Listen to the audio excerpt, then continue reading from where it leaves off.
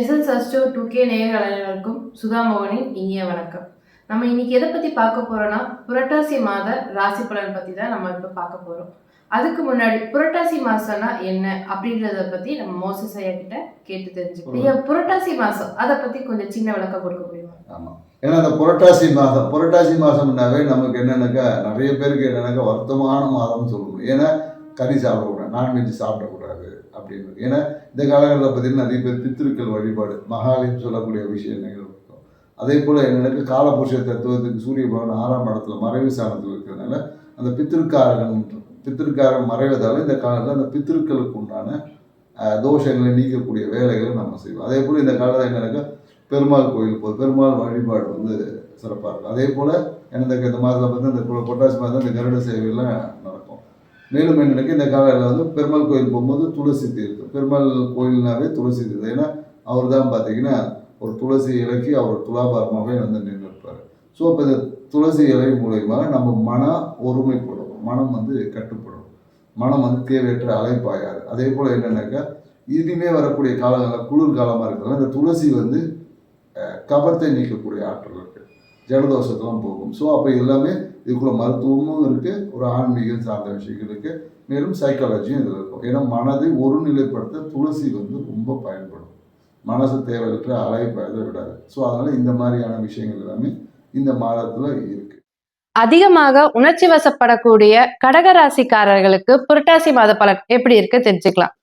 கடகராசி பார்த்தீங்கன்னு வச்சுக்கீங்களா, எப்போதும் ஒரு கலவையான பலன்கள் தான் இருக்கும். ஏன்னா இது ராசி அதிபதி சந்திர பகவானா இருக்கிறதுனால அதிகமாக உணர்ச்சி வசப்படக்கூடிய ராசி பார்த்தீங்கன்னா அந்த கடகராசி. ஏன்னா ஒன்றுக்கு மேற்பட்ட விஷயங்கள், ஏன்னா எவ்வளோ வேகமாக செயல்படும். சந்திரனோட நகர்வு பார்த்தீங்கன்னா அதிவேகமாக இருக்கும். டெய்லி ஒரு நட்சத்திரத்தில் டிராவல் பண்ணிக்கிட்டே இருப்பார். ஸோ அதே போலதான் இவங்க பார்த்தீங்கன்னா டெய்லி ஒவ்வொரு விஷயங்களை ஆடப் பண்ணிக்கிட்டே இருப்பாங்க. அப்போ புது விஷயங்களை ஆடப் பண்ணுவோம். எங்கேயோ ஒரு இடத்துல ஒரு பிளாக்கோ ஒரு ஸ்டக் ஆச்சுன்னு வச்சுக்கோங்க, கடகராசிக்காரங்க டிப்ரெஷன் அவ்வளோ ஓவர்லோட் ஆயிடுவாங்க. ஸோ அந்த ஓவர்லோட் ஆகும்போது இவங்களால அந்த ஸ்திரத்தன்மை வந்து இவங்களுக்கு எப்போதும் பாதிக்கப்படும். அதிகமாக உணர்ச்சி வசப்பட்டு டென்ஷன் ஆகி வீட்டில் பார்த்தீங்கன்னா பெரும்பாலும் இவங்களோட உணர்ச்சிகளை வந்து வீட்டில் இருக்கிறவங்க தான் காமிப்பாங்க. வெளியில யார்கிட்டையும் வெளியில பார்த்தீங்கன்னா அவ்வளோ நல்லவங்க இருப்பாங்க. வீட்டில் பார்த்தா சொல்லுவாங்க ஐயோ மிலிட்ரி ரூல் மாதிரி இருப்பாங்க. ஏன்னா இது இங்கே இருக்கும், இதை பண்ணலாம் அதை பண்ணலன்னு சொல்லிட்டு இந்த மாதிரி கடகராசிக்காரங்க எல்லாரும் இப்படிதான் இருக்காங்க, நிறைய பேரை பார்த்துட்டோம்.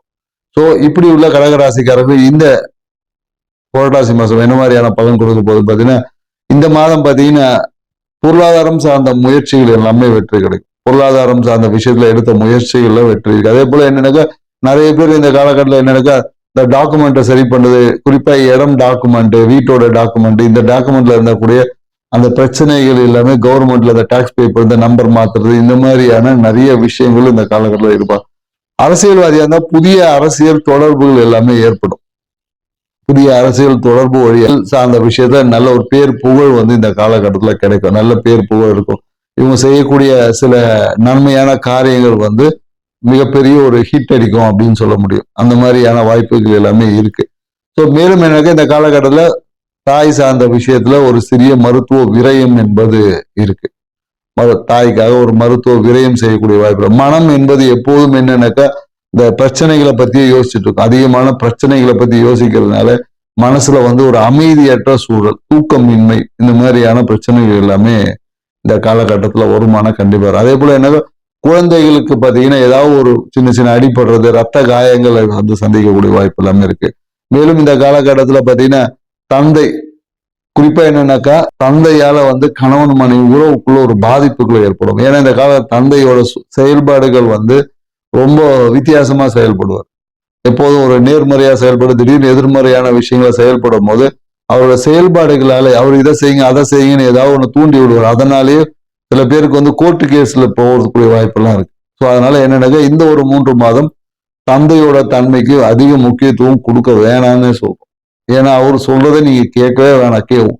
அவரு நல்லது சொன்னாலும் அதை நீங்கள் செய்யும் போது உங்களுடைய கிரக அமைப்பு அதை பிரச்சனையாகவும் கோர்ட்டு கேஸ் வரையும் கொண்டு போறதுக்கான வாய்ப்புகள் இருக்கிறதுனால தயவு செய்து ஒரு 3 மாதத்துக்கு நவம்பர் வரையும் தந்தையோட பேச்சுக்கு அதிக முக்கியத்துவம் கொடுக்காதீங்க.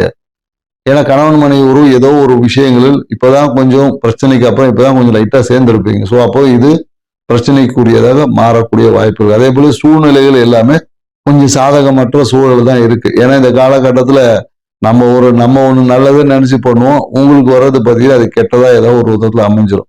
ஸோ அதனால ரொம்ப கவனமா, சூழ்நிலைகள் கொஞ்சம் சாதகமற்ற தன்மையா இருக்கு. அதனால பேசும்போது தேவையற்ற விஷயங்களில் டிஸ்கஸ் பண்ணாம இருப்பது நல்லது.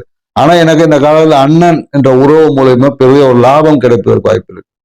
நீங்க இந்த காலத்துல அண்ணன் கூப்பிட்டாவே ஆதாயமா இருக்கும். ஸோ எங்கேயாவது ஒரு விஷயம் நடக்கணும்னா நீங்க அண்ணன் கூப்பிட்டு பாருங்க, கண்டிப்பாக உங்களுக்கு தன வரவு இருக்கு. நீங்க யார்கிட்ட பொருளாதார உதவி, ஏதோ ஒரு உதவி கேட்டேன்னா கொஞ்சம் இதை பண்ணி கொடுங்க அப்படின்னு நீங்க சொன்னீங்கன்னாவே உங்களுக்கு அது மகிழ்ச்சியாகவும் லாபமாக மாறக்கூடிய வாய்ப்பா இருக்குன்னு இருக்கு. அதே போல என்னன்னா குடும்பத்துல பாத்தீங்கன்னா நல்ல ஒரு காஸ்ட்லி பொருள் ஒன்று வாங்கி மன மகிழ்ச்சி ஏற்படுத்தக்கூடிய வாய்ப்பு இருக்கு. குறிப்பா இந்த காலத்துல நிறைய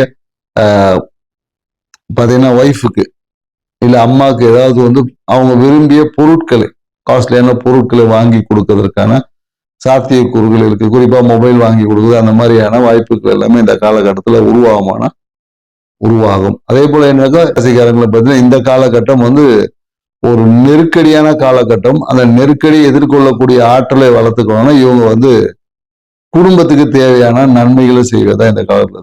குறிப்பா என்னன்னாக்கா இந்த காலத்துல ஃப்ரெண்ட்ஸுக்கு இந்த மாமான்னு கூப்பிடக்கூடிய ஃப்ரெண்ட்ஸ் எல்லாம் இருப்பாங்க. அவங்களுக்கு தேவையான உதவிகளை செய்வதும் உங்க வாழ்க்கையில ஒரு நல்ல மாற்றத்தை கொடுக்கும். ரியல் எஸ்டேட் துறையில இருக்கிறவங்களுக்கு நல்ல ஒரு எதிர்காலம். இந்த காலத்துல ரியல் எஸ்டேட் துறையில இடம் போட்ட இடம் எல்லாமே நல்லா வித்து நல்ல ஒரு அபரிவிதமான ஒரு ப்ராஃபிட்டை கொடுக்கக்கூடிய ஒரு காலகட்டம் இருக்கு. ஏன்னா அதுக்கு நீங்க அந்த தடைகளை நீங்க சுப்பிரமணிய வழிபாடு செஞ்சீங்கன்னாவே சில விஷயங்கள் உங்கள் வாழ்க்கையில். அதே போல என்ன குழந்தைகளுக்காக சிறிய மருத்துவ விரயங்கள் எல்லாமே இருக்கும். குழந்தைகளுக்காக ஹாஸ்பிட்டலுக்கு கொண்டு போறது, ஹாஸ்பிட்டலில் சின்ன சின்ன ரத்த காயங்கள் ஏற்படுவது எல்லாமே இந்த காலகட்டத்தில் ஏற்படுமானா கண்டிப்பா ஏற்படும். ஸோ அதை குழந்தைகளோட செயல்பாட்டுல கொஞ்சம் லைட்டா கவனம் செலுத்திக்கிங்க. ஏன்னா அவங்களோட சின்ன பசங்க விளையாடி எங்கேயாவது போய் இடிச்சுக்கிட்டு ஏதாவது சின்ன சின்ன ரத்த காயங்கள் வரும். அதனால ஒரு மருத்துவ விரயங்கள் எல்லாமே ஏற்படும். ஸோ சிறு குழந்தையா இருந்தாலும் கொஞ்சம் கவனமா செயல்பட்டுக்குங்க. வாழ்க்கை சிறப்பாக. ராசிக்காரர்களுக்கான பரிகாரம். ராசிக்காரர் இந்த காலகட்டம் என்ன பண்ணலாம்னு வச்சுக்கல, உங்க வீட்டு பக்கத்துல இருக்க அம்மன் கோயில்ல போயிட்டு ஒரு எலுமிச்சங்காய ஒரு 8 பாகமா வெட்டி அதை 8 மூலையில தூக்கி போட்டு, குறிப்பா இது பூச நட்சத்திரக்காரங்க பண்ணும்போது இன்னும் சிறப்பு. ராசிக்காரர்களும் இதை பண்ணலாம். மேலும் என்னன்னாக்கா வாழ்க்கை எப்பொழுதும் தன வரவை பெருக்கிக் கொள்ள வீட்டுல பூஜை அறைகள் விநாயகருக்கு தாமரை பூவை போட்டு இந்த காலகட்டத்துல பண்ணி பாருங்க. லாபம் பல மடங்காக பெருகும். செஞ்சு பாருங்க, வாழ்க்கை சிறப்பா இருக்கும். கடகராசிக்காரர்களே, ஐயா சொன்ன மாதிரி அம்மன் கோவில்ல போய் எலும்பிச்ச காய 8 துண்டுகளா வெட்டி 8 பக்கம் போட்டு பாருங்க, உங்க வாழ்க்கை சிறப்பா இருக்கும். அடுத்து நம்ம சிம்ம ராசியில சந்திக்கலாம்.